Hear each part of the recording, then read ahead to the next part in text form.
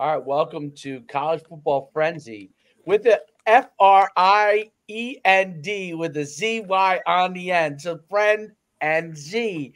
Oh man, Shane Stafford came up with a genius.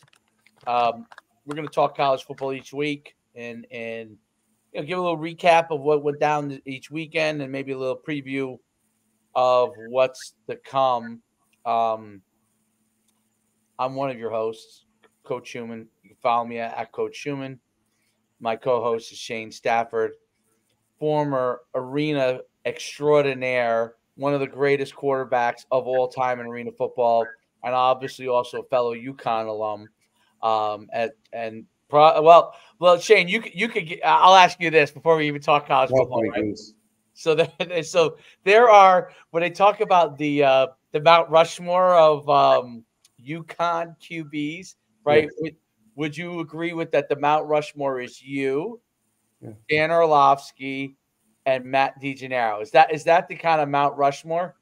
I think it is that. I wouldn't put I don't know. Hey, of course I'm going to put myself on top. I mean, if I threw the ball as much as they did, there's no doubt, and that I would have all the records. I don't mind bragging, but yeah, man, I think that is true. Yeah, that's what I would say. Is that I'm trying to think of when I was getting recruited by UConn. Excuse me. You all right, man? I don't know. Maybe you shouldn't be eating Whoppers and Cheetos at the same time. Well, that's what happens when we get on late night. This should be like late night. It should be called Late Night College Football Friendzy. Late Night Friendzy. You know, we're out here to rival Shannon Sharp and Ocho Cinco, in their show where they're like on their the nightcap. So they have the little nightcap in there. The little that's me and you. We're the lower budget version of that. Hey, the 1AA version. The FCS version. The FCS version, no doubt. We represent. Although, where did Shannon Sharp play? I think he played at Savannah State, which is D2, right? Yeah, Where did Ocho Cinco play? I think they were 1AA, no? I think Savannah State was D2. Were they? Oh, yeah, they might have been. You're probably right. And where did Ocho Cinco play college ball? Somewhere, but I know he balled out at the NFL level. That's all that matters. He got paid. He got paid. We didn't, but he did. There's nobody that's going to get more off topic than me and you when we because it's just impossible. Oh shoot, he went D2 also. Yeah. So our show is they made it farther in the he went to Langston College. I don't even know. Jeez, I don't even know what Langston is that even a college, or did he make it up and he was playing sideline football? He was playing two-hand touch and he got picked up. Well, it's like there used to be an HBCU Cheney State, I think, because I represented a player once from there. Oh, Cheney State? That's what they used to right? Is that PA? Pennsylvania. Absolutely. Yeah. I think they dropped football now, though. That's Philly. Yeah, absolutely. That's a basketball area. Yeah. Oh, it was? Yeah, absolutely. Still is. I represent a player from Cheney State, right? The dude was pretty good, but the team was so bad. Like, when I mean bad, like I feel like they won one game in his career there. You know what I mean? But this dude was good. He was good. He just was not going to get a serious look because he played on such a bad team, right? Which I didn't know, but he was a safety that was 6'3" or 6'4". It might have been 6'4", and he could run. But he just he could. He could run. I'm sure he could. But it was So Langston. So we're the FCS version of it. Again, squirrel. But we got this past weekend. I don't know if you watched the game or not. Did you watch the Colorado versus Baylor game? I saw some of the highlights, but no, I didn't see the whole game. Unfortunately now I have to work now like a job. Oh yeah, well. That is in real life jobs. Right. But, right. Yeah. So no, I didn't see the whole game. So that game was interesting because Baylor coach is definitely like on the hot seat now. I thought Colorado was not good other than their stars are great. They're phenomenal. Which is amazing how far they're able to get with stars and probably for lack of a better word, a pretty average overall roster. But they're stars. They're a handful of like 3 to 4 or 5 guys that are like are pretty top tier. Yeah. And it was interesting because Baylor was up by 2 touchdowns at one point. And the whole game, even though Baylor was up by 2 touchdowns in the first half, I just thought Baylor should be killing this team. And their coaches would over and over again like run the ball when they should have thrown. Like the quarterback was throwing wild on them, just throwing away from Travis Hunter because, obviously Travis Hunter is great, but he's throwing away from Travis and they were killing him. I mean, when I mean killing him, like fade balls, going up and getting it. The quarterback was putting on the money, even though I didn't think he was a great quarterback. He broke off a run when they went up by 2 touchdowns at one point, like a 50, like a 4th and 1, like a 50-yard run. And, but they kept doing all kinds of crazy things. So like on 3rd and like 4, they would run the ball instead of just throwing it, right? And then so they're up by 2 touchdowns, had a chance to go up by 3. They were like around the 50 or something like that. Yeah. They get the first down. Okay, they're going in. They're going to go up by 3 touchdowns. They run the ball. They get in like a 4th and 2, and they punt it. And then Shedeur Sanders gets the ball. They drive down the field and score with like no time left in the half to make it a 1-score game. And then the second half goes back and forth. Basically, they have the game won. They're up, 31-24, I think it was. Yeah, and something like that. Yep. There's like 18 seconds left. He rushes around. He throws the ball. He throws a dart. Shedeur throws a dart to the 3-yard line, hits off the tight end's chest. He drops it, right? Mm-hmm. Now they have one play.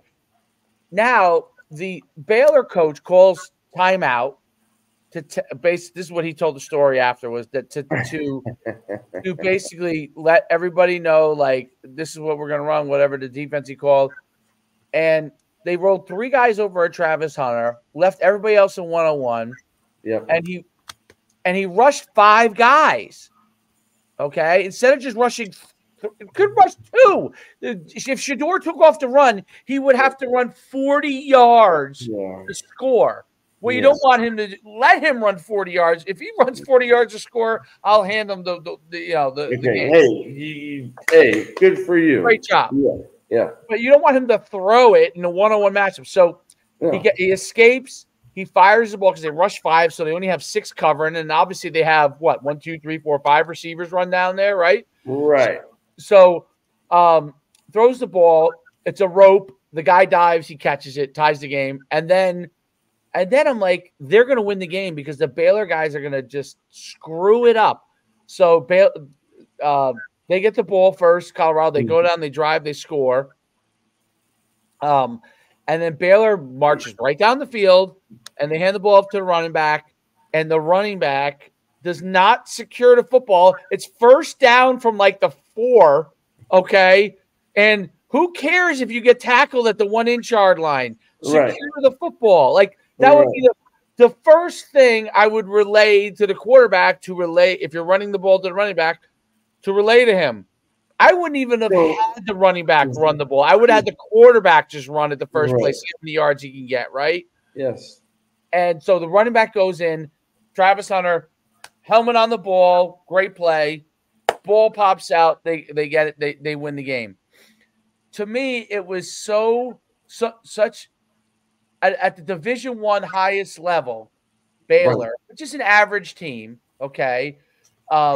Well, I mean, they're not average. Let's be honest. Well, I mean, right. Great football team, but yes, in the grand scheme of things, I understand what you're saying.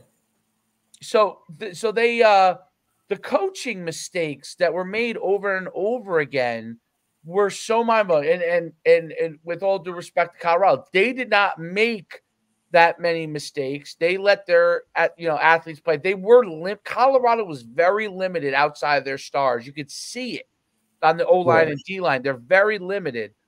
And Baylor, who gets to recruit Texas, like they had the guys to take advantage of it, even if they're a mid-level, Division I program. The coaching was shockingly bad. Abrasive, not good. Bad. Shockingly bad. Meaning shockingly bad from a decision-making standpoint. Like shockingly. Like decisions that I'm not talking about like these decisions that you're like, okay, this could go other way. An athlete makes the play. Those happen in football, right? Right. I'm talking about rushing 5 at the last play of the game. Why would you do that? Like a sack means nothing. You know what I'm saying? Like if you the fact that you might get a sack on an elusive quarterback, like to get an extra guy there to try, he's probably going to escape that guy. Whoever you put up there, and now you have less guys to cover. It was just it was one of those, and then their guys they weren't even on the goal line. They were behind the goal line. If you watch the highlights, 2 of the defensive backs were 7 yards deep, coming downhill to try and knock the ball down. Like, why weren't people heels at the goal? Like, I mean, these are like things that you just hit the nail on the head right there. Your heels should be at the worst maybe a yard inside the goal line. Number one, first and foremost, to even before all that, why are they not jamming these guys off the line of scrimmage and running with them, slowing them down, getting them off of their route, paths? Like that, as if I were a D coordinator, as an OC, if you're going to give me a free run, man, I'm taking that thing. But they how much speed Colorado has? That's what they do great. They have a ton of speed. So you're already giving them a 40-yard, like basically you're just saying, hey, run a 4-3 and go down there and then turn around. And it's designed to have the pocket shifted to where he can roll out to that trip side. Now, I do see where they tried to bring an extra guy off the edge and but he lost containment. Shedeur is an unbelievable athlete. So let's not lose that in this whole context. But Absolutely. The fact that they did not press them off the line of scrimmage, that baffled me completely. The fact that you're leaving these guys that can run 4.2, 4.3s, you're just letting them run freely.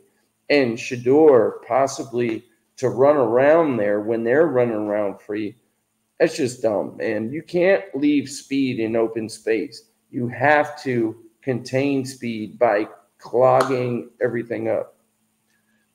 I think that's a great point. And the other thing that I think was, and I don't know, you know better than me on this, but the fact that, he talked about he did an up and under, one group guy was doing an up and under rush. The other guy was going to come around for contain. Like, to me, like when the game's on the line like that, players get confused easily. Yes. Just take your gap, right? Yes. If you're an edge, if you're the edge, if you're starting on the edge, you stay on the edge. If you're starting in the middle, you could come up and then bend, right? Don't if you're going to, you get cute on a stunt, right? You get cute with a stunt up and under and a guy come around for contain. I think in the heat of the moment, and that kind of a moment, especially knowing you got to get Shedeur, and he almost just threw a dart, the first one, hit right off the guy's chest. It would have been a touchdown there. So Dave, the other thing I'm going to say, man, is this. After watching this and studying it, don't play the ball, play the man. You know what I'm saying? Right. Play hands. Because at that point, it's irrelevant if you get an interception. All you need is an incompletion. These guys are trying to play the ball. They stop playing the man. Don't look back at the ball. Why would you do that? Like, I don't know what they teach there at Baylor, but whatever it is, from a defensive standpoint, they are not teaching the right things. Like, or maybe they are, or maybe it just wasn't executed the right It way. probably wasn't executed. Yeah, But that does go to coaching, right? To a certain extent. Like certainly. when my players, whatever the age level is, don't execute, there you have to figure out whether that player can't do it or you didn't teach it well enough, right? Yeah, And if they can't do it, they got to be replaced. If you didn't teach it well enough, then you got to figure out how to teach it better so they can. Yes. I think, you always have to try to figure out. Now, we don't know what that answer is with these players. And I think part of this is, and I don't know Baylor's situation from a transfer portal standpoint or anything like that, but part of the whole transfer portal thing is that I really do think your first few weeks, especially teams that are in the middle of the road, I'm not talking about Georgia or Alabama, like they're already at the top tier. The guys they're getting, even if their transfers are top tier. But I'm talking to teams that could be pretty good, maybe could be, or maybe not, like in the middle. Win a game here or there, and next thing you know, you're in the top 25, top 10. Absolutely. Yeah. I think when those teams early in the season, because there's so many people are transferring in and out, I think continuity for those teams early on can be very, very. Now, maybe at the end of the year, that may not be an issue. But the first few weeks, I think it has to be an issue. And I think, maybe he is teaching, maybe he is teaching it. And some of these guys are new. Some of these guys, aren't in the program. You get transfers in and out. And then you get a situation where you don't have continuity, or the guy gets nervous and has a brain fart, and which happens, which happens, but can't happen in those situations. You may not know, like you may be looking at the guy that you have in the field at that time saying, this guy is going to be the best guy, but maybe he's not there yet because he just came there. It's very, I always end up getting in the transfer portal NIL discussion about everything. The thing about you had actually gotten some decent NIL. Even though it was FCS, at least you might have been able to clear like 5-10K, I think. I would have been happy with that. I would have gotten some pizza, and we would have gone to the place where the Sergeant Pep's chicken wings and all that stuff. Oh yeah. Wing. And the other place with the I don't know, I forget what it is. The dope. Remember the the dough, chicken doughs or whatever. What was it called? Not Dough Boys or something. I don't know. Yeah, that was one of my favorite places, though. Man, it was awesome, wasn't it? It's a lot of concussions happened since then, so I don't remember everything. But one thing I do know is this: you cannot let athletes run free. Period. You got to jam them up, and you got to run with them. If you get somebody off the line and you jam them up and disrupt timing from a defensive standpoint, and you know that this guy, especially in the trips formation, it's, I think it's a failure from a coaching standpoint. I really do. I really, really do. I hate prevent defense. Actually, as a quarterback. Well, I think you need to have three guys that are on the goal line at the same time that you're jamming, right? That's the problem with rushing five guys. You have less guys to cover. Yeah, but the last play of the game, all you got to do is knock it down. That's it. In worst case scenario, take a PI. Take a PI. What is it? And the PI in college, does that go now? Does it go to the one in college, or does it go? No, it does. I think it spot foul. So yes, in that case in point, I'm not 100% sure. So I don't want to sound like a moron. I think it was definitely a spot foul when we played. Yeah, I'm curious if it's still. I don't know. I feel like it may not be. I don't, but I'm not. You can find that out. I'm not 100% sure on that. I'll tell you what. So that game I thought was really interesting. I think that was an interesting game. Yeah, I think the other thing that's really interesting is that Texas might have the two best quarterbacks in the whole country on the same roster. Meaning, So I'm gonna hold you real quick. It's Okay. 15 yards, no matter where. Oh, is it? Okay. Regardless of where interference occurred on the field, 15 yards. Yeah, so you're right. So again, that's not a great coaching job. No. Right, because you could have said, "Hey, if this guy gets away, go tackle the guy. Don't even worry about the football. Just tackle him. Tackle him. He can't. Yep. Yeah, and then they do it again from the 25-yard line. You're probably going to stop it. You're probably going to stop. You're 100% right. So my next question was,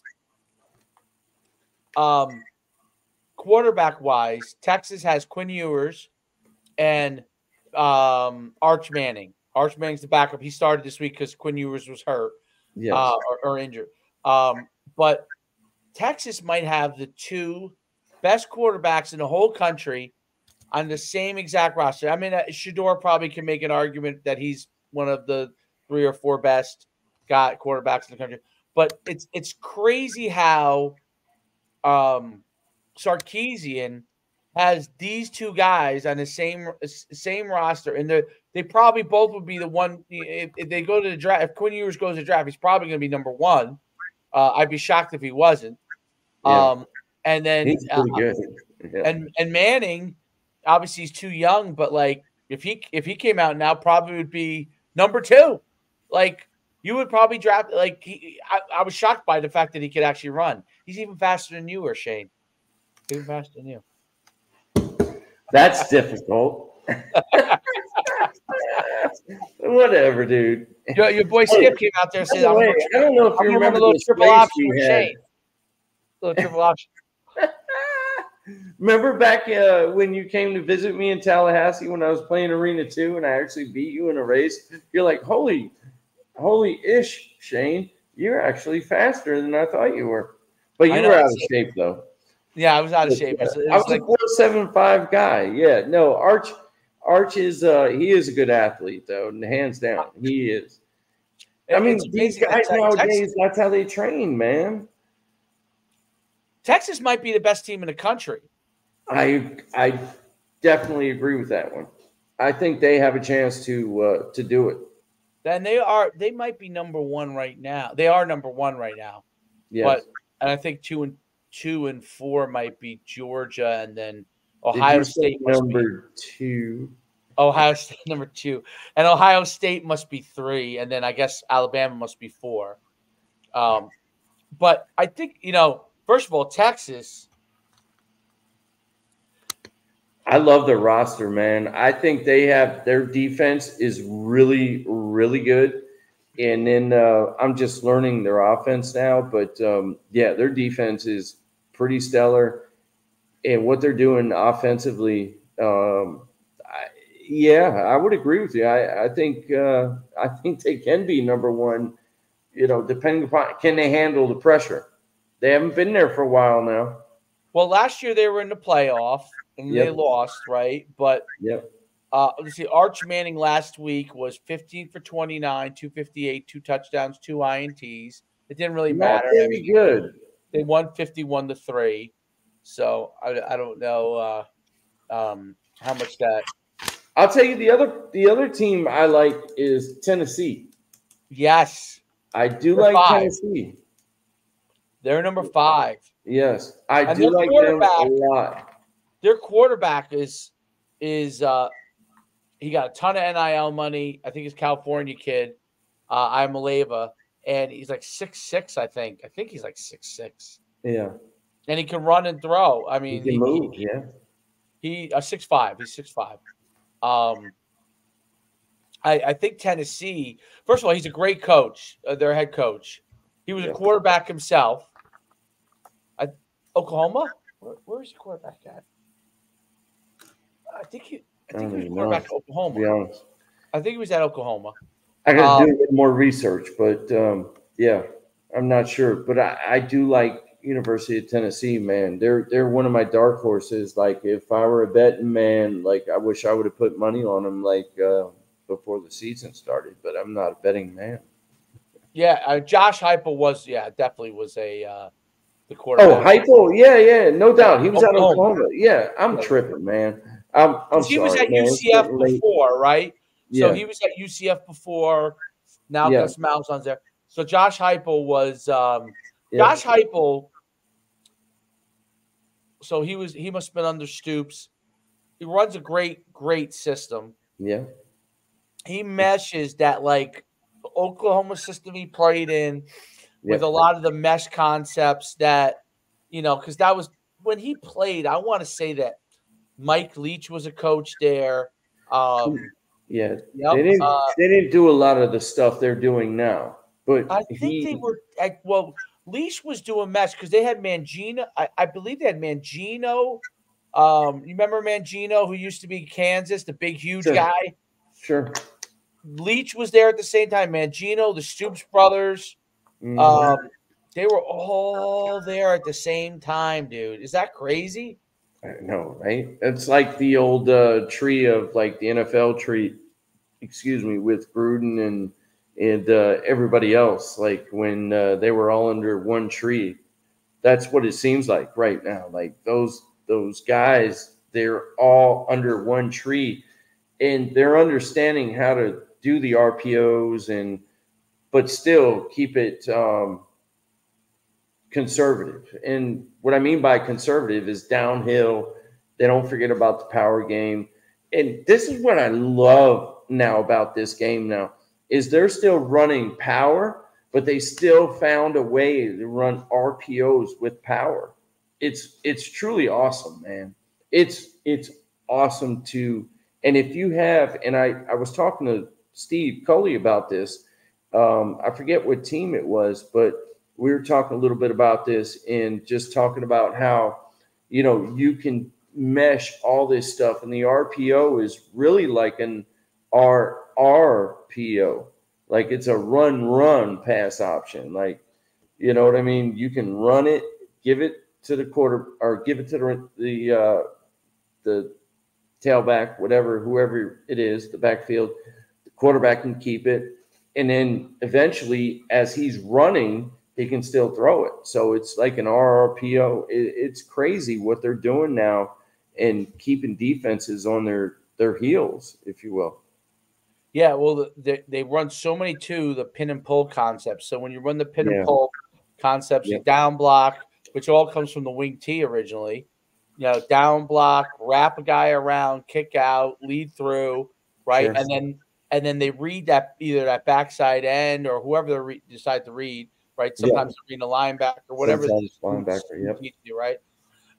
So the reading that they could actually pull and run, or if their secondary key is, safety. If the safety closes on the run, they're pulling and throwing. The only thing about the RPO concepts that I do think you have to really be cognizant of, and the ones who run it well are, you got to get the ball out of your hands quick because you're going to get hit if you don't.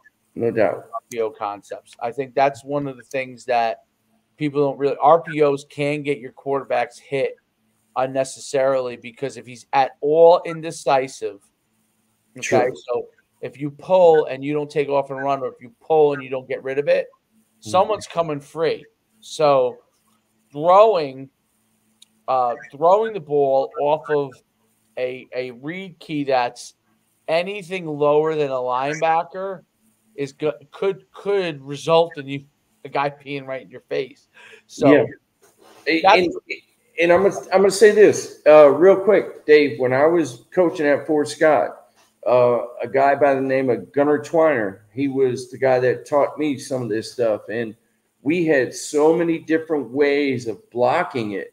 You didn't know who we were reading, and sometimes we would hurry up and we would even read the corner at times. Yeah. You know what I'm saying? So there were things that but you need the personnel in your offensive system that can understand it. You need not just the quarterback that knows it. You need the wide receivers. Let the O linemen do what they do. Let them be big and just get in the way kind of a deal. But your wide receiver and your quarterback have to be on the same page, as well as the running back, because your running back, he can't be too aggressive and grab the ball and you're trying to pull it out and do something else. So there's so many ways that this RPO is done nowadays. It's all conducive to that team. You know what I mean? And you just got to understand what the coach is asking for in that respect. I wonder why more teams don't run. And maybe you can explain this. So a pass play that has basically a running back draw off of it, or a QB draw off of it, almost a reverse of an RPO, more like a PRO, right? Pass run option, right? Yeah. So where you go, and if you have your pass read, you throw it, right? Right now, a one look kind of deal, right? Yeah. You throw it. Otherwise, you hand it to the back with whatever running block scheme you're using, right? Which is kind of the way to flip it. I'm sure there's some people that are doing things like that, but I think it gives you it gives you option of the pass first versus the run first as your read key, and then you could always give it to the back. But yeah, I mean, I always thought, because like in that, when people run a draw or a screen, you know who does do it kind of like, I don't know what they call it, but have you ever heard of the end zone offense, which was run by Noel Mazzone? You know what Noel Mazzone is? Used to be No. UCLA. He used to be at UCLA with Mora, I think, for a year. But he's been around, and he runs a thing called the N, like his name is Noel, so end zone offense, right? It's been around for like, I want to say maybe like 15 years. It's very big in high school. It's had some great initial success in some places in college, and then everybody runs some concepts from it, but they don't all run the whole package now. It used to be people like in high school, they'll run the whole package, but in college, they might run this play or that play from the. But basically, it gives you kind of a play that covers all the bases to an extent. Right. A pass, a screen, or a run off of based off of like your keys, like that you have. Yeah. And it's very interesting because they like to send the guy in motion, back in motion, and they'll run like the zone, send the back in motion, throw it, send the back in motion. If you got 1-on-1 matchup for a receiver, you throw in like a hitch or fade, like, you know what I'm saying? Yeah.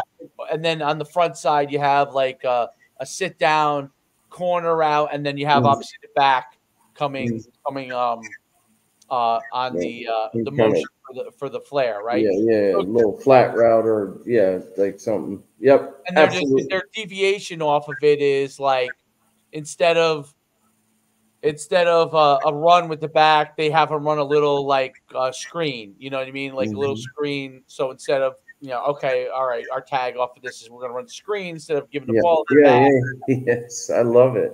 Yeah, it's great offense. It's a great offense. It really is. But in college, I think it's evolved to be like they use it in a package. I don't know if they use it and if anybody uses it at its own package, right? But they use pieces of it, right? Yeah. And it's very effective. But that to me is kind of like almost that kind of evolution concept where a play covers basically everything. Yes. And you don't have to teach that much. Yep. But your quarterback has to know this, this, and this. And everybody else has a specific thing they're doing on each play. Let's say they're running like 4 or 5 plays. That's it. Those 4 or 5 plays, they just run them to death.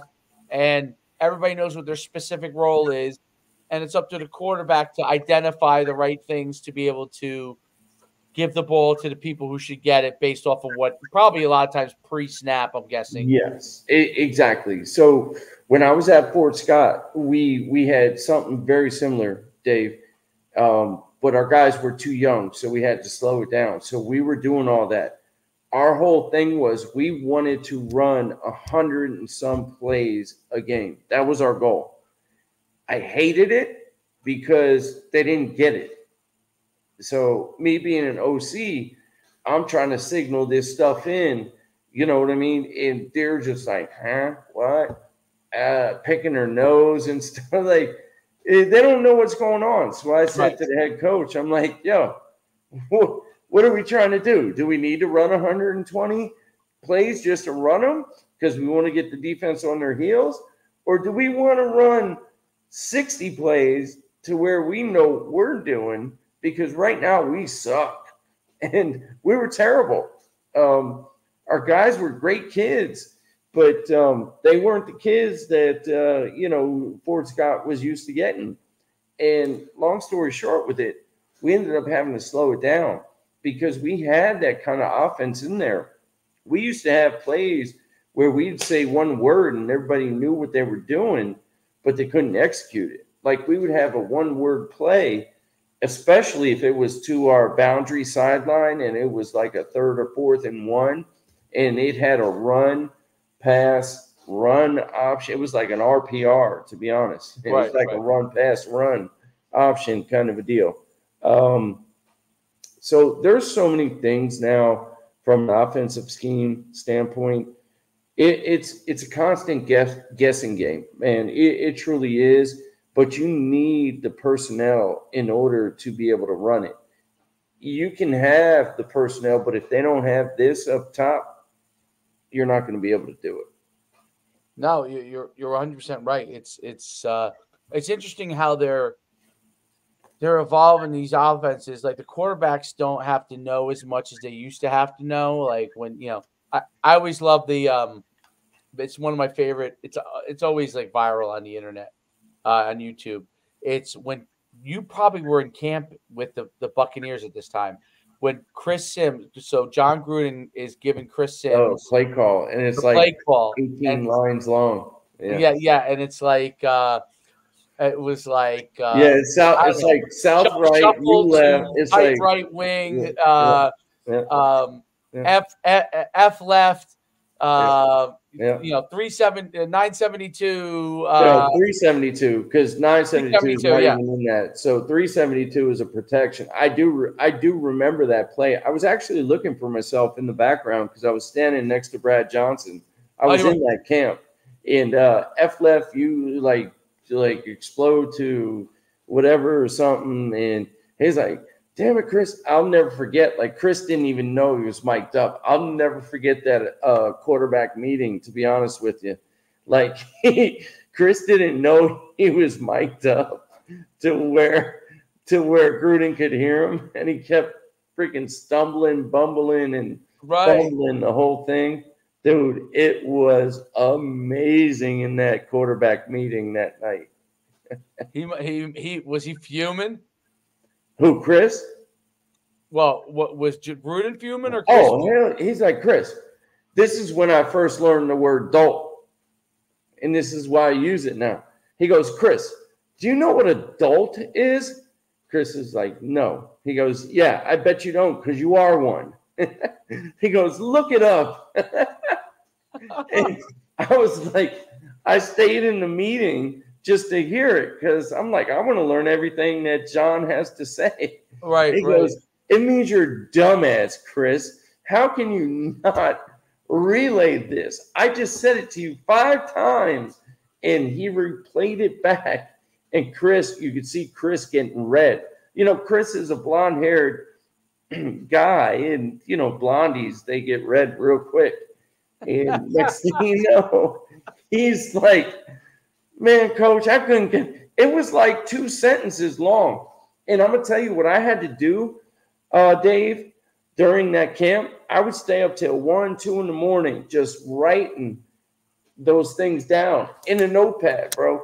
I'd have a notepad, and I would just write them down to memorize them, just to memorize certain Well, that play was – I figured because I watched it, and I was like, okay, so it's a shift to a set, right? Yes. It's a shift to a set. Then you start in a set, and then you shift to a set. Yes. Yes, and then he tagged where the F guy was supposed to be. He had a motion with it, and then he had the protection, and then the 2 routes for the X and the Y, right? But my guess is that Chris probably never had play calls compartmentized in that manner, meaning like each facet, like when you coach, see, this is the thing that coaches don't always realize when they're relating it to players, right? Right. They think about it in their head. It's like, okay, I'm telling him the shift to what set. Like, follow the sequence, Chris. The shift to the set. Then I'm tagging the one guy who's away from the set because he doesn't apply to the normal alignment, which is the F. And then I have the motion of the guy who's going in motion, the pass protection, and then the two tags, which is the X and the Y, right? So that's how I think, because I coach and you've coached, so you can think about that. But with coaches, he doesn't care because he's a pro coach. He can care less, right? But the bottom line is, what coaches sometimes don't realize is that players do. A quarterback doesn't always compartmentalize it in that way, like a player. You know, the receivers are just listening for X and my route. That's the only thing they want to know. Where am I located? Like, what's the set? And what is my route? That's all they want to hear. Like, bro, I'm gonna next time we do this, man, I'm gonna find my playbook and I'm gonna read you some of these plays if I can find it. It may still be down in Tampa, but if I have any of them up here in Delaware, bro, it's truly amazing. Like, it's 2-3 sentences, and you have to. I'll never forget when I had the opportunity to go play in a preseason game. And John was like, Shane, here's your chance. Go ahead. Go get it. I was like, fire truck. Like, I haven't taken one practice rep. I was like, I hope he just gives me like $9.99. Like, that's the simplest thing ever. Like, let's just go and I'll check it down if it's not there. No, this son gun, man, I'm bumping into running. Man, I get it in my headphones. He's like, oh, let's go. You right, F left, shift to blah, blah, bunch right, blah, blah, blah, blah. I'm like, that's what it sounded like after about 3 or 4 seconds. I was like, hey, fellas. And the old linemen were looking at me. I was like, look, this is what I told them. I told the old lineman, I said, look, I'm gonna F this play up. I know I am. He's saying it right now. So you guys need to help me out. Because I never called a play in a game or even in a practice setting. So I go up there and I'm like, bam, bam, bam. He's like, the one center said, no, Shane, you mean this. I was like, yeah, exactly what he said. Next thing you know, I'm like hoping to God I do the right thing, right? And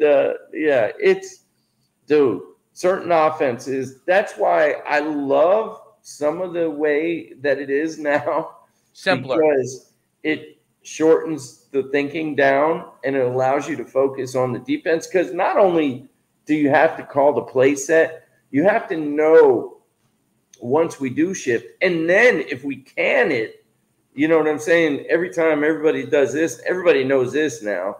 But what we did in Tampa, like this means alert. Everybody knows because of Tom Brady. But what we used to do in Tampa is we used to empty the can. So we used to can it, and we used to put them to our side and go can, meaning we're going to the next play. So long story short with it is it's not only do you have to worry about calling like 2 sentences, 3 sentences, especially if it calls 2 plays in one formate, like one huddle call. You now have to, okay, what are they normally doing in the defensive perspective if we give them like double wides, or if we give them 1 tight end, 3 wides, or if we give them 11 personnel, 12 personnel, whatever personnel, and how they line up to it, and then worry about, is the 1-5 to the tight end side, or is the 1-5 to the open side?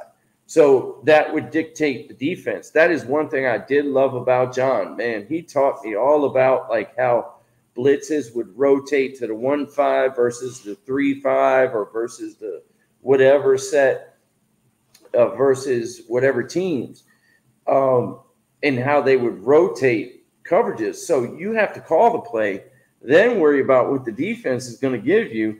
And then if you can it, oh shit, like, wait, I gotta have that. And this all has to happen within like 20 seconds. You know what I'm saying? People don't realize this stuff. And they think like you're just going down and 11 guys are just hitting other 11 guys and you just run a play. And it's crazy, dude. And I'm glad that they've kind of cleaned it up and just allowed the thinking to be to the coaches. Puts a lot of pressure on coaches. But these players need to respond.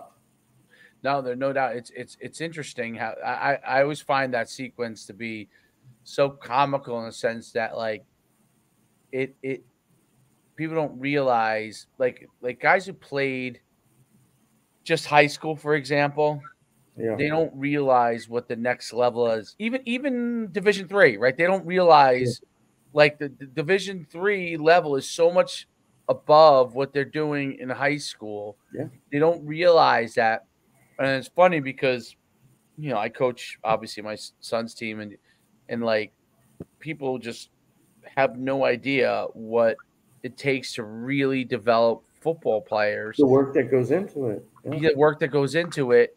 And they think that coaching is just like an easy thing. Like it's just I could coach. And the thing that's really the truism on that is obviously the Jimmies and the Jones matter. The Jimmies and the Joes matter a whole hell of a lot, meaning the better your Jimmies or your Joes are, the better off your team is going to be. But the overall aspect of making sure everyone gets incrementally better every single day, that's the part that's hardest for people who aren't experienced in coaching, is understanding the incremental development in each and every day. And like literally, even with younger kids, you got to continue to teach what you want them to get accomplished. And if you don't teach it to them, then most likely they won't do it. Okay. You get a rare kid that can do it without it having to be taught all the time, but for the most part, they can't do it. And that's the hard thing is like, you're like, wow, how can they not do this? How can they not? Well, most likely you haven't gotten through to them on that yet. And now you got to figure out how to. And adapting as a coach is a big deal. Like I watch people, like they teach certain things each day and someone isn't getting better in one area, but they keep teaching the same thing over and over again. Like you got to try something. Doesn't mean they're going to learn it, but you got to try something different. Like instead of just saying, hopefully eventually we'll learn to do it. Like you got to try something different. It's not going to be learned on its own, And then it may take you several tries to find something that actually works and gets through, And it may not get through. Only reach one or two people with that. You're right. Yeah. But that's the important thing, that you do reach those two people. Yes. I'll tell you, one of the things that I thought was I was against it, but now I do it. Like with youth kids, I would have the play written out and I would just tell them number one, and they would have the play written out. But they couldn't. I realized that they couldn't. The quarterbacks could, but outside of the quarterbacks, it was hard for the kids to figure out when they read it what exactly they did. Even though you repped it, when it got into a game, and you weren't on the field with them, when pressure's on, that's tough. So what I went to is I literally draw the play out on their wrist, each play. It limits how many plays you run, but you know what I figured out how to do with color schemes and stuff? How to get 2 or 3 plays in one play, just like the colleges do. You know how in RPOs you block the same, everyone's blocking the same thing, right? But this play does this and this, right? So it allowed them to run 2. So instead of, let's say you only fit 12, with the 3 windows, 12 plays, instead of just having 12, which is really 6 because you're going to the right and to the left. Right. Now you have 12 or 18 because you could put 2 or 3 plays in one from the kind of the model of what is your counter off of it, right? So if you run power, then your counter off of that is your QB running, right? He pulls, and then you have a pass off that, right?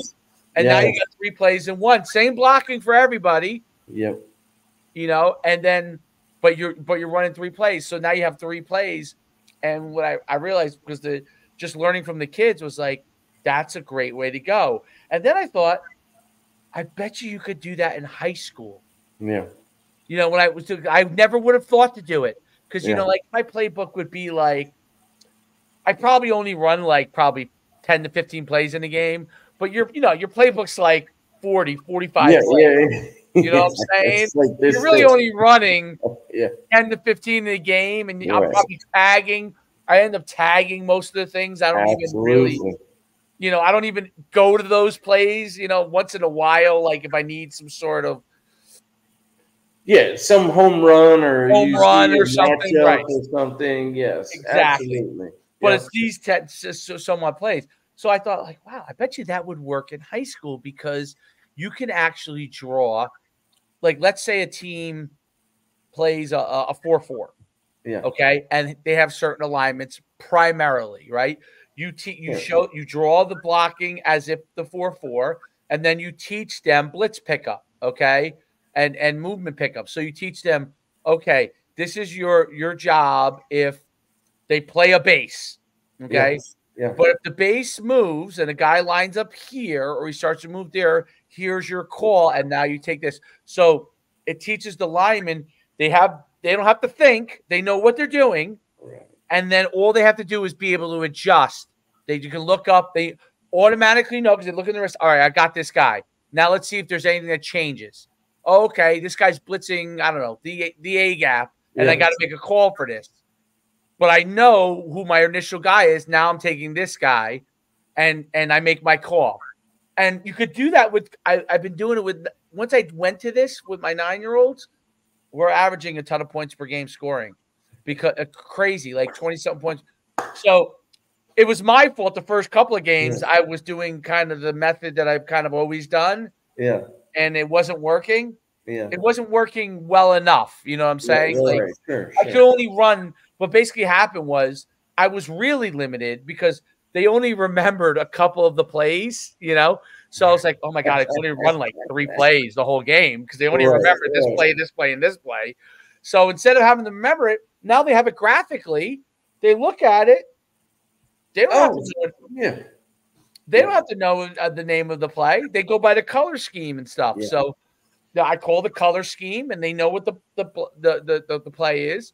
Yep. And I got the idea because one of the line coaches said to me, in 7-on-7, where you just put the 7-on-7 plays on the wrist, why don't we do that for football? I said, I don't know. I was resistant, because I'm like, I don't know if I could draw the blocking scheme. But then I went on the computer to do it, and I did it. Like, after we were struggling, I'm like, I just got to go in there and figure out how to do it so everybody could see it and I can draw it. And I figured it out. It took time, because at first it's like, absolutely, it does. Because you print it out, it's too small. You're like, fuck, it's too small. They can't read this. You know what I'm saying? Like, you print it out, and you're like, oh shit, no one's gonna know where to go. Then I revise it. And I'm like, okay, right. Oh, it's a little bigger, but not big enough. And then you know what I mean? Yeah, absolutely. So you get it to the point, and then they could read it. And what was amazing is they felt way more comfortable, because now they're like, and the only other time I had seen this done, not the same exact way, but I played in the state. Remember, I had taken that team that was terrible, and then we went to the state championship. We built it up. This is like you were down in Tampa way back when. Yes, terrible, and I built it up. I remember you telling me about it. No doubt. Yes, the team we played in the state championship ran 6 plays the whole game. Jesus, how frustrating is that if you're the opposing coach and you know what they're doing? You knew the play. So he ran 6 plays. And he ran it at breakneck speed. Yes. When I mean breakneck, the ball would be run no matter how many yards they got or didn't get.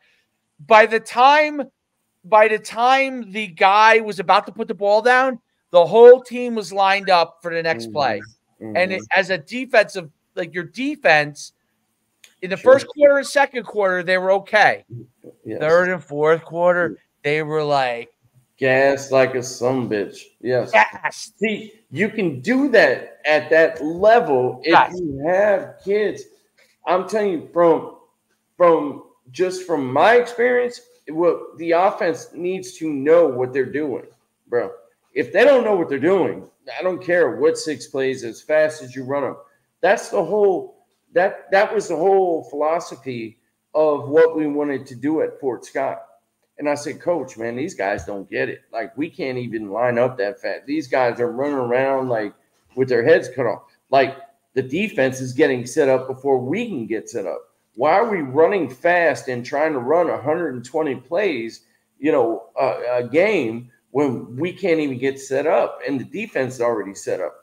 I feel what you're saying, and it is great if you can do that. That's the old school Oregon type of game. Yeah. You know what I'm saying? Like, that's that whole That's probably where he got it from. I don't know if I can curse like that on this, but point is, you need guys to know what the hell is going on, man. And if they don't know what's going on, your offense, you might as well start punting on 2nd down. Seriously. You're right. That was the old Chip Kelly offense where he was run outside zone read, inside zone read. Yeah. Power read. Like the Mariota would do same side. And same side read, no doubt. And same side power, same and then side, passes all these kind of things, bro. And once it got to from 40 to 40, if the ball was on Oregon's sideline, oh man, you better defensively, you better be able to get lined up right now because they are going so fast, bro. Like super fast, lightning speed. They'll get a playoff in like 7 seconds. Like, that was the whole thing. Like, this is what our concept was when I was there. We wanted to get a playoff every 10 to 12 seconds, easily. That was like the most amount of time, I should say, that we wanted to get a playoff. I'm like, Coach, this isn't working. Number one, we didn't have the athletes at the quarterback position. Number two, we had adults, Chris Sims, at every other position. So I hope Chris Sims, sends me or sends us. Well, he does great. He's the analyst for the NFL now, making all that money, so he's fine. Yeah. So hopefully he hears this and he yells at me. But he's making a boatload of money. Yeah, he's doing all right. He's doing all right. He's not worried about it. But man, like, I love what you're saying though. Like, it makes a ton of sense. But at the same time, getting back to some of the stuff we were talking about with the SEC, that's why the SEC has gone through this whole thing of going fast. And now it's getting back to pretty tame. Run the ball. Yeah, you got to be able to run the football to win football games. I think you got to. And I think because tackling, you do less hitting now. Yes. So especially in the SEC where you got the offensive line to push people around, and if your offensive line is better than the other team's defensive line, those linebackers and DBs aren't tackling as much as they used to tackle in the old days. Right? Like, nobody tackles like they used to. Like, tackling. So, I mean, the positive is they're going to all have their brains, hopefully, in the near future, because maybe we're doing less of beating them up. The negative is if one team runs the ball downhill and they're just coming at you, like, if you don't practice tackling as much and you're not used to that physical, I think back to like when I was playing linebacker and the stuff we would do in our warm-up alone. I'm telling you, like, I tell guys this all the time. At the end of Vernon Hargraves' warm-up, I thought I played a whole fucking game. And then we had to play a game. Me and Dexter would talk about this. He'd be like, I just feel like we fucking played a whole game already. Like, holy shit. Like, I mean, we would get out there and we'd be wrapping guys up. Thudding. dropping and catching balls. Like, I mean, Yes. we might get one ball throw to us a game, Yeah. and we were dropping and working on open our hips, downhill, to the right, to the left. I would come out of the warm up and I would be like, and I was in good shape physically. No, you're in great shape, bro. You were was like, so great in space, man. You were great in space. You were space, great. Yes. I used to love it when the linemen would have to come to the next level. Yes. And I used to collapse. I used to do this move where I would collapse them because not that I was stronger than the lineman, because I wasn't stronger than them, but I would just get them off balance and then I would go right at them. Like I would make like I was trying to rip by him. Like I'm not trying to engage him. And then I would go boom right at him and get them on their chin. And they would go like that. Like, but let me tell you though, sometimes I remember Ed Ellis from Buffalo was pissed because I was doing that bullshit to him. And he went. I would say New Hampshire. UNH always had some big dudes too. Yeah, he did. You're right. Yeah. And there was a play that was going away, and I was like kind of chasing. Yeah. And dude, he obviously was going after me the whole time, and I just like felt somebody coming. And I looked, and you're like, son of a bitch. I was like, oh shit. Just roll with it, man. Just roll with it. Just roll with it. This big ass 330 pounds on top of me. I was like, he's like yelling at me. I'm like, you got me. You got me. I saw it. I was dead, man. I was a dead man walking. Hey, that's when you got to put your knee up. That's what I always used to do when I interception or a fumble or something. You know, everybody wants to hit the quarterback. Oh, of course. So I would search for somebody, like you could see it in their eyes, literally, like I'm gonna kill you, and I would wait for them because I wasn't making the tackle. I mean, I'm not fast enough. You know, like you said earlier, I'm not getting that guy. So I'm not gonna take this whooping like a girl. So I would wait for them to come into me. I'd grab them by their shoulder pads. I'd put my knee up and I'd pull them into me and try and get them right in the groin, bro. Like that was the only win I could get. You know what I mean? Like just like you were saying though, like when they have your number, they have your number. You just got to you got to take that out. You know. You get the next play and be like, all right, well. Yeah, I'm not letting that happen again. How fun is football when that is how we have to think? You know what? Next play, I'm going to go ahead and I'm going to do that again, and hopefully that won't happen. That's what football's about, man. Oh, I know that's what makes football the greatest sport. I mean, I get I understand all the negatives of it because you do think to yourself, man, what I did to myself, like, and you did it a lot longer, obviously.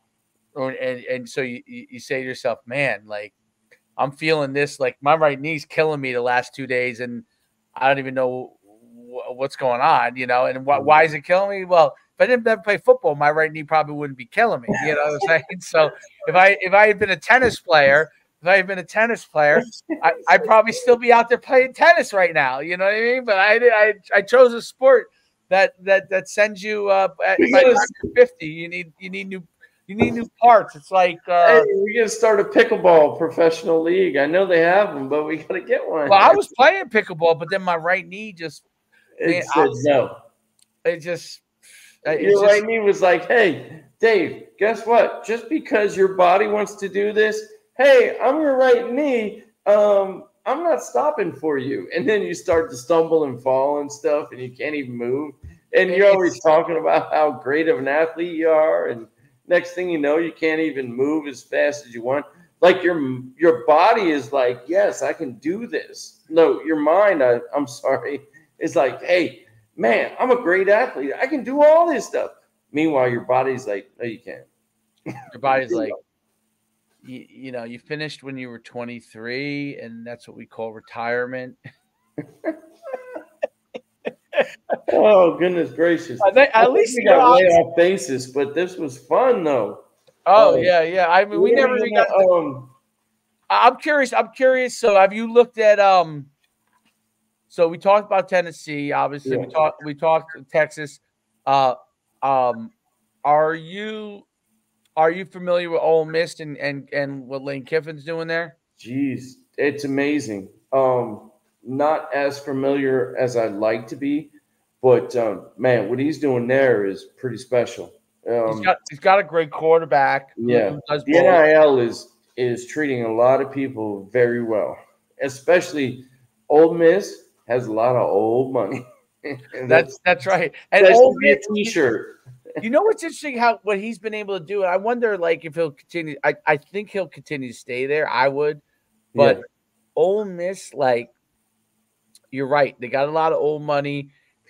That's where so it's funny because we talk about like UConn how they're trying to raise money for NIL to get, but Ole Miss like that those old Southern programs, especially Ole Miss, mm, like if they really want to, that money has stayed. Yes, yes, it stayed from generation to generation, or whatever business owners that have been really successful from. It's one of the things that alumni networks in sports connecting with the general population is really important, meaning your general alumni population. sure. So, like making those connections because, like, my guess is like Ole Miss has multiple guys that have done really, really well, dozens and dozens of them that have their own funds that are contributing to a lot of the players they're getting. Like literally keeping their quarterback there, paying him close to $1 million, um, and that's just the beginning. Yeah, I know. Well, listen, the quarterback from Arch Manning, Arch Manning and Quinn Ewers. Quinn Ewers gets, I think, $1 million a year. Arch Manning, I think, got $2 million to go to Texas, from what I heard. How soon until the players are making more money than the head coaches? And then when does it become a problem? Like it's I think it's becoming a probably problem. it's probably a pro. Like I don't mean to take us off topic Yeah, I don't again. know. I agree. Like I think that there is certain places where it can become a problem because, like, if your head coach is Kirby Smart at Georgia, like he's so good and so learned Yes. under Saban, he understands probably how to manage it better. He's But got a name. it has to be very difficult to manage. And like guys like Lane Kiffin Lane Kiffin, from my understanding, his attitude is like, take it or leave it. Like, this is what we're going to do for you. Some other guys are like that. But I think that for the most part, like guys like Lane Kiffin know how to make sure the guys that need to get more money get the money. Like he seems to have that kind of a personality where, but Yeah. I think it's going to be an issue in the sense that where does it go? Like, it Agreed. only can escalate. Just like coaches' salaries, by the way, they only have escalated, Yeah. right? And everybody's going to chase the bag. Like the coaches now, all the coaches do is chase the bag. Like there's no very Yeah, I was going to very say few you guys don't that aren't even have to chasing be the bag. successful for many years. Just get that one contract, like you said, chase the bag. Get that one contract, you're good to go. Your life is set. Your life is set. They showed what the Jets head coach what his house is a $4.8 million house. The Jets head coach. I mean, he makes like $8 million a year, I think, or 10. Yeah. But the fact that a head football coach has a house that's worth $5 million, And it that's mind blowing. That used to hasn't be even perplexing. made the playoffs. That's to me unbelievable. Well, I mean, they work shows obviously you, though, Dave. That shows you, though, how much much money this industry has makes. gotten. Sports in general, and not just football, but sports. Like how much sporting has attracted so much money, and European football for that matter too. I mean, this can go so deep with this conversation as far as money is concerned. Like that's not even, to be I think honest. if you look at soccer, you played in Europe. When you played football in Europe, you probably were exposed to a lot of stuff that soccer had, right? Because that's why I truly appreciated it. I love soccer. Soccer, the model basically is like what you're seeing, what's happening now in football, right? There's the Premier League, which is the tippity top, right? Which is the NFL. And then there's the sub premier, like those guys, the Champions League, and exactly. Those guys are making $1 million, but that's the level below. That's college, right? And that's from soccer. Like this whole model is from soccer, and the coaches in soccer, like the top tier coaches, like those guys are paid. Let me ask you this then.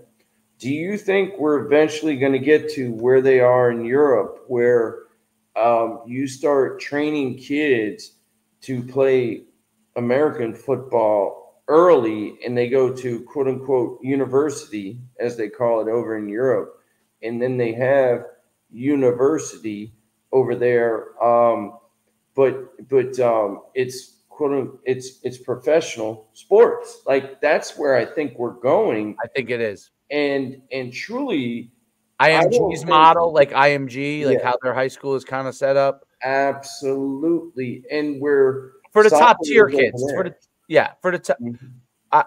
Well, let's ask this question, right? Because you're in the Northeast, and you lived in Florida. Yes, long time. St. Thomas Aquinas. That's what St. Thomas Aquinas is. That's what IMG Academy is. Bergen Catholic, where Zeke Rogers went to high school. That's what that is now. Bergen Catholic is a factory. And then there are variations of it, but there's a couple of St. Joe's in the North Jersey's like, and there's a handful that are like that. You go around the country, Mater Dei in California, St. John Bosco, Texas, down in Duncanville in Texas, right? Exactly. Yes.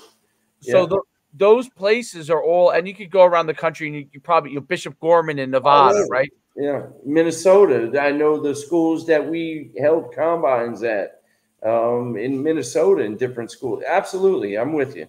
So it's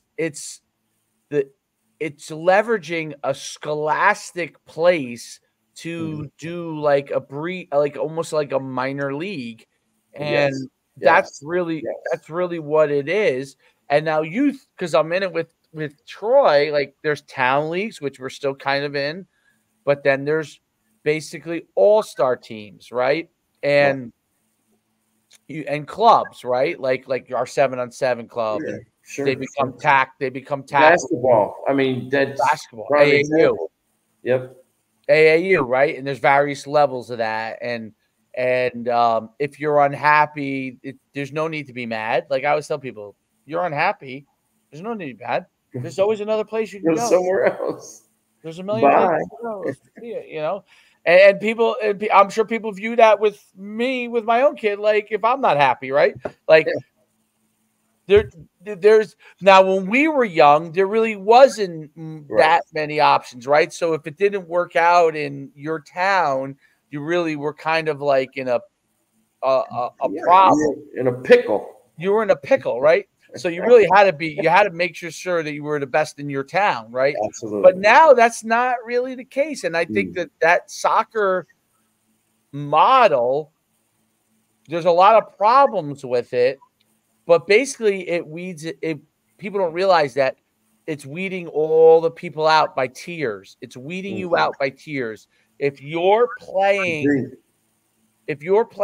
at Bergen Catholic, and you're a great player at Bergen Catholic, the worst that's happening is you're going some level of college. And then a lot of the good players are going to be Division I athletes. But the worst that happens is there's not one kid on that team, I don't care who it is, who does not think he's a Division I player. Not one. Right. Now, your local high school, that's different. So you might have one or two kids that could be potentially a scholarship player if it's a good program, or a college player. but the rest of them are not even college players. Even if the team's good, they're not college players, right? Certainly. Yep. So you've already created that system at the high school level, similar to soccer. Just like at soccer, you have, if you go over to Europe, you have you got all kinds Manchester United's club that goes all the way down, all the way to the youth. And if you're on Manchester United from the time you're 8 years old and you keep doing well, you're going to keep getting worked all the way up through the system, and you're either going to get signed by Manchester United or one of their competitors, right? Right. And then if you aren't good enough, then you end up going to like a Champions League club team, right? And you're in that system, a second tier system, right? Or, and that's what high school is now. Like, that's one of these top programs. Yes. That's the top tier. You have a chance to be a top tier guy. If you're at a lower program, you can go to a top tier program, but it's a harder road. Like no one from my high school. Every kid from my town now that's really good, really, really good. Like they identify like at youth level, he's going to parochial. There's no such thing as like a guy like me. Or when I coached there in the early 2000s, where we had Steve Maneri, who played at Temple and played 5 years in the NFL. Steve Maneri, remember him? No, I'm just kidding. Played 5 years in the NFL, and Steve Maharnas. You don't have those guys anymore at our high school because those kids now just immediately go to, if they're that good, from our hometown. Sure. Which the running back from St. Joe's Montville is from my hometown. He's a superstar. He's got a bunch of offers. He wasn't going to our high school. Right. Exactly. So no chance of it. So I guess what I'm asking is, where do we take this next? Because it's going to go to another level, but what level does it get to? Is everything going to be like an IMG or a private school if you're that good of an athlete? And if you are we going to have different tiers of it? And with that being said, how do these kids get educations? You understand what I'm saying? Like, is high school non-existent pretty soon when it comes to athletics? Like that, I guess that's what I'm asking. Like, it sounds like that's where we're going, to be honest. I think that you already have it at certain schools. Like, so Bergen Catholic, for example, plays against, remember Lenny Dandridge? You know Lenny Dandridge? His son's the running back. Yes. His son's the running back. He had the shiniest black, beautiful head ever. Yes. Great bald head. And his straps were amazing. Jacked. He's slim. He slimmed down a lot. But jacked out of his mind. 11. I always tell the story of when one of my first weeks of school, because Lenny lived in my dorm, and I always tell him, and this is not something I haven't said to him myself. I said, Lenny, you sat down on our bed and we're talking to me and Zeke, just chatting because we're all from Jersey, and he's chatting and he's sitting there and he's wearing a t-shirt, right? And he was popping out of his t-shirt. And I said to him, listen, when you were sitting there and I was like, I'm a big guy, but like this guy, I'm like, do I belong? Like this guy was so jacked. He was so jacked. He was so jacked. Like literally the muscles were like popping out of everyone. But his son plays for Del Barton, which is a great. They went to the state championship last year, but it's a super high academic school, right? Okay. So, But they're one of those schools that gets the best athletes that are also very into school. And academically motivated. Sure. Right, but they can compete with the top tier programs in New Jersey. They may not, they haven't won a championship, but they're always in the mix. You know what I'm saying? They're good enough to be in the mix. So it's extremely competitive academically. Like you have places like Bergen Catholic, which are now factories, right? They're known for being good at academics, but I don't know if the athletes are. But Del Barton is known for being really good at academics, and their athletes are also top tier students. It's a very expensive school, and they are able to compete with those schools. So it's interesting. So that one team is at a whole different level, but the other team is close enough, and it's like they're almost like they're not second tier. They're really in the first tier of New Jersey, Gotcha. but they're not. There's multiple tiers to it. That's the thing I think about it. Like there's multiple high level tiers, Mm. and it's what you choose. Like if you're a kid that wants to go to Ivy League, for example, okay, but you're a really good football player, you want to Sure. go to Ivy League, you're potentially Division I kid, but you're a great student. Like Del Barton's one of the schools that you'll look at, right? Right. So they get a bunch of those kids. That team's going to be good, right? You get a bunch of those kind of kids. Right. Burton Catholic's getting primarily kids that want to play at like Rutgers or Miami or, you know. Now, they also get people who probably think they could play at that level, and they aren't, but they're still good at their Division III but they're also getting guys that are – now, when you go down to Florida, like Shamadan Madonna and St. Thomas Aquinas, like they're getting guys that are like, man. Like I remember we ran camps, and I remember Shamadan Madonna was kind of coming up. It wasn't there yet. And now where it is, like the receiver Jeremiah Smith, I think that's where he was from. Shamadan Madonna went for Ohio, who was at Ohio State. He's a superstar. And the level of guys that they're getting. So Florida is kind of leading the way. So was California with these like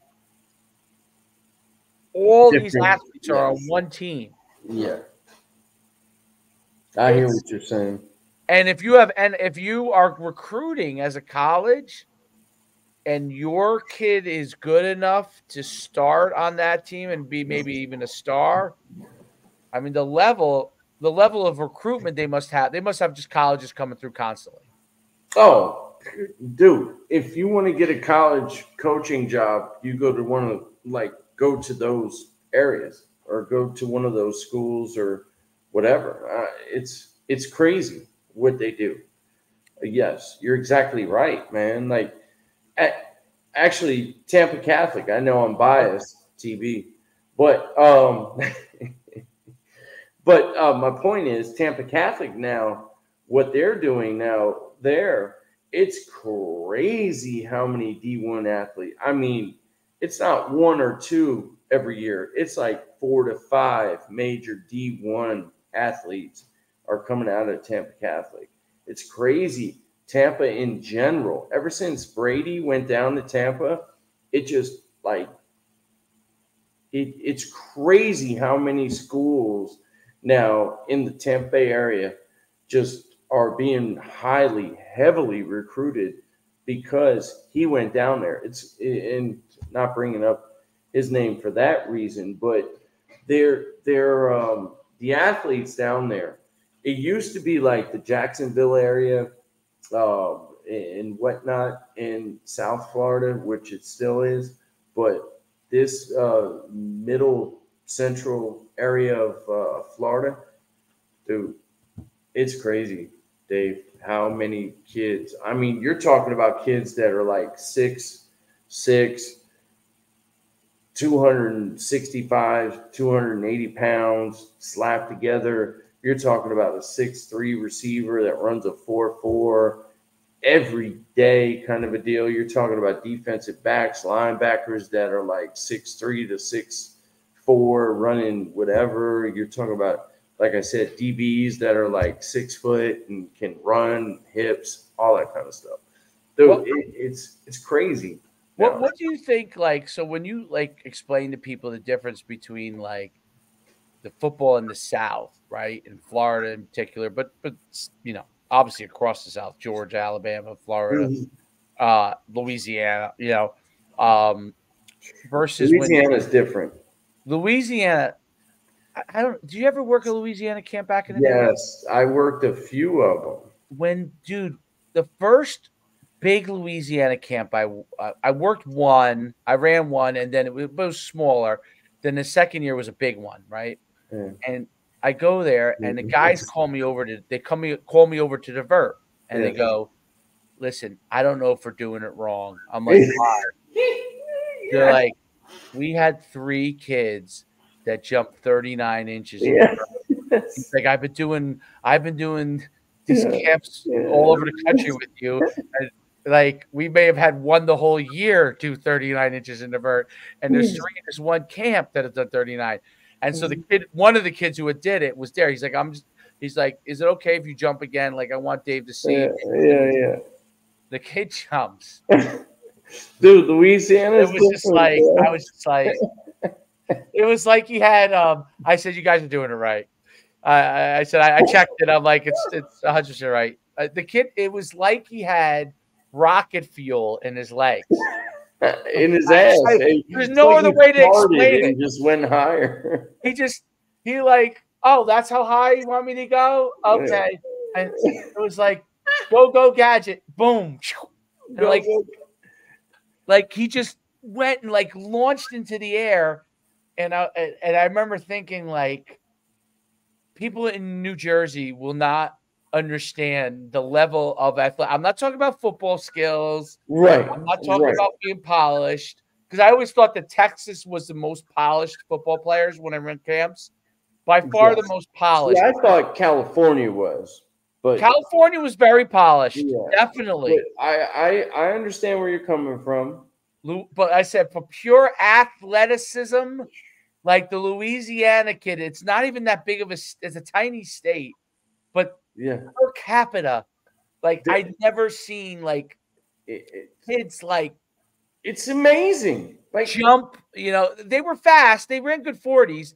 But just the pure jumping athleticism was and explosiveness. Explosive. Like, they were just amazing. And when you explain, like, when people are like, well, what's the difference between, I don't know, New Jersey's obviously a good football state, PA's a really great football state. Football. Yeah. But we were like, well, what is the difference? Like, we have great football players in Jersey. I'm like, yeah, I can name on my hand the number of kids that have maybe close to that level of explosiveness. Right. Some random kid who's not even going to end up going Division I because he's going to be guided that way. He can jump 39 inches. Yeah, I was going to say, anyone in New Jersey jump 39 inches in any gym class, the coach who's running that gym class would walk him over to the football coach and be like, this kid is now on the football team, okay, or basketball team or whatever.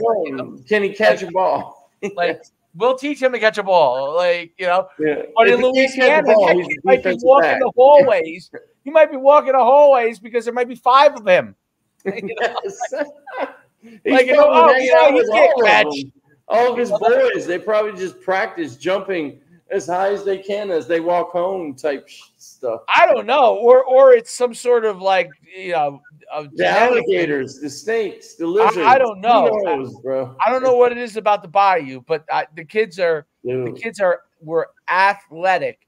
And like I said, like, people are like, oh, you mean more athletic than Texas and Florida? I'm like, listen, they're not as they weren't all as good as football players. Football players, yes, correct. But because the kids in Texas, like, from the time they're 3 years old, like, are throwing a football and like catching a ball, and dad has them down there in the basement, like, you're gonna be Friday Night Lights. They're worse than me, you know what I mean? They're like, throw me the ball, like the kid's laying there on his back and just came out of the mother's womb and he's throwing a football. That's Texas. That's Texas, dude. That's Texas. Dads being, they'll jack their kid up because, like, instead of running a 4.60 40, you ran a 4.62. They'll jack him up for that. You know what I mean? Like, he got grounded. Exactly. They don't. But those kids in the bayou, though, they just can't. Dude, I'll never forget when I saw one of them came up in sweatpants and like some old rusty ass pair of sneakers, and he had a sticker on him with the NUC shirt, and this dude jumped like 36 inches. I was like, bro, you want to take your sweatpants off? He's like, no, I don't have anything on underneath them. This is what I came to work out in. I was like, what the dude, did you warm up? No, I just came here. I came in late. You know how they always, in the bayou, they're always late in the South. But it's I remember when he was a And running this back. dude jumped so high.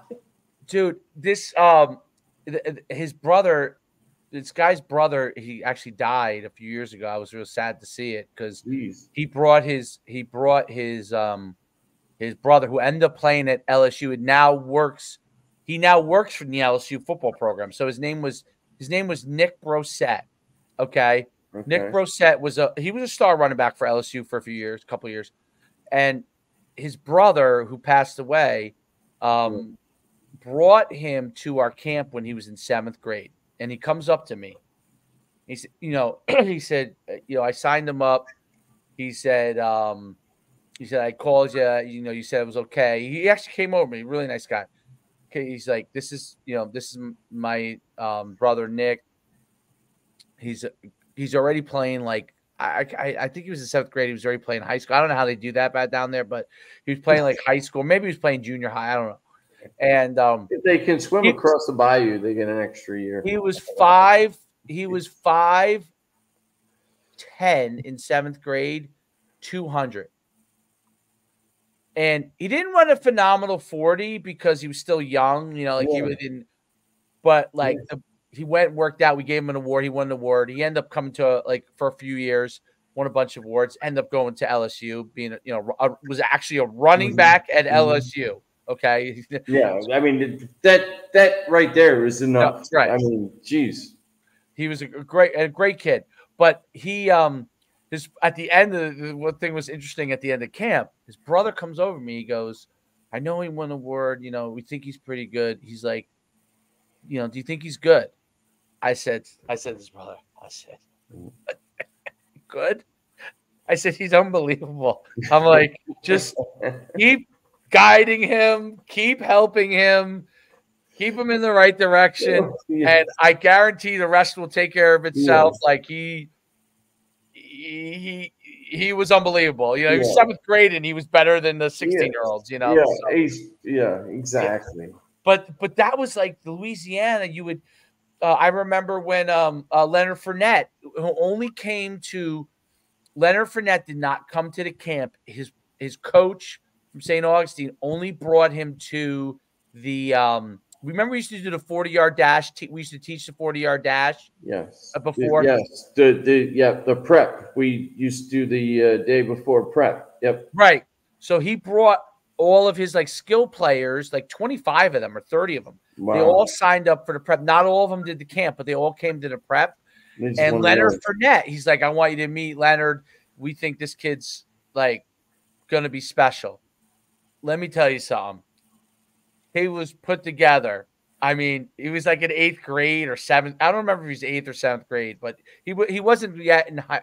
Maybe he was 8th grade, going to be in high school. Yeah. And I mean, he was put together. I'm like, yeah, I think I would agree with you. I think he's going to be special. He doesn't have to go to any camps. He doesn't have to go to, obviously Leonard Fournette was a star, right? But, but it's so interesting how, in Louisiana, you would have a guy and you would just be like, holy crap.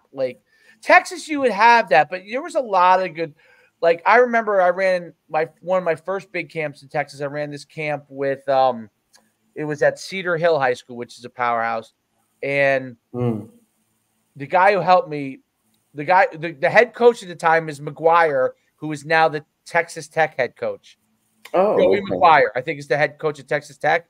He was the head coach at Cedar Hill at the time. Okay. Joey McGuire had this guy, I can't remember his last name, started with an R. He helped me because Joey McGuire's like, "Hey, this guy was originally from Jersey, and he moved to Texas, so and so he could coach, I think." And that he personally had that guy help me around because he was from Jersey and I was from Jersey, and he knew that I would be able to get along with him. You know what I mean? And so we ran this camp, and we had all these megastars in there. And I didn't even really realize how many of them, but Rex Burkhead was in that camp.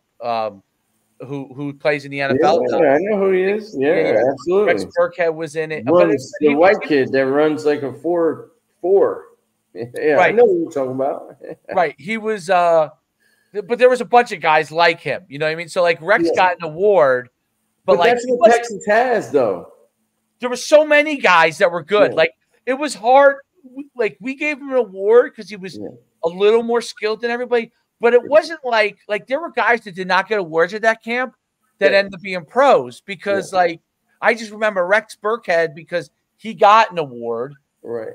But I'm like, this guy's really good. But it wasn't like he was really good and everybody else was not that good. It was like he was really good, but like these other 5 guys potentially could be as good as him. Yeah, yeah. It was like crazy overall, the skill level. Like guys would catch the ball. It was the first place. Texas was the first place I ever went to camp-wise. And California, you're right, was pretty close too. Mm-hmm. Because I remember when I saw, Levine Toilolo. He's a pro tight end. I don't know if he's still in the league. Maybe he might still be in the league. I don't know. I don't necessarily. With the Falcons. Yeah. So Texas, I remember going to. It was the first place I ever saw that like running backs would catch the ball over their shoulder with ease, and I was like, whoa. But California was the second place where I saw guys that were really skilled like that. Levine Toilolo, who ended up playing at USC as a tight end, he goes to the camp, and this is the funniest thing ever. We get done. We're going to give awards. Levine Toilolo is 6'7", tight end, 6'7", probably weighed about 225 pounds. I thought he was unbelievable. When he dropped a couple of balls here and there, but he was so skilled. He was huge. Yeah. We go to give the we used to give a receiver / tight end. We didn't separate. Right. I remember. It used to be both, right, in the beginning. And then I started giving out awards for everything. Yeah. I mean, you can't help it because you had so many gosh dang guys. But so we go to the awards, right? And they picked this other kid. He was a Division I player, but he didn't really pan out, a receiver. And I'm like, we're not going to give the guy who's probably the best prospect in the whole entire camp an award? They're like, I'm like, I came up with like a special recognition where I basically brought him up and shook his hand. And basically, he came up, he shook my hand. He was the nicest kid ever, like super nice. Like, I'm like, this guy, like, I'm like, I know he's not getting an award, but this is probably the best Division I prospect in the whole entire camp. Period. End of story. Like, get an award. Right. He didn't even get an award. So we're gonna mail him the whole entire. His mother comes over to me after. She's like, "Thank you so much." He was Polynesian, and I'm a little bit. I have Polynesian from his last name. Yes. I'm a little bit Polynesian, my background, so I have an affinity for the Polys, and and so he so the mother comes over to me and she's talking to me, and she's like, we're hoping he's good enough to get recruited, and what do you think he's good enough to be a recruitable player? I'm like, ma'am, he is what I call a no doubter. Like, I was gonna say, like, as long as he's a good enough student. I think he went to Stanford. Okay. Yeah. No, wait, to go Stanford. He was either Stanford or USC. Maybe he went to Stanford. He might have went to Stanford. And he was so good. He was so good. It was so funny because that was back when I had all my guys that were my trainers in my facility. Yeah.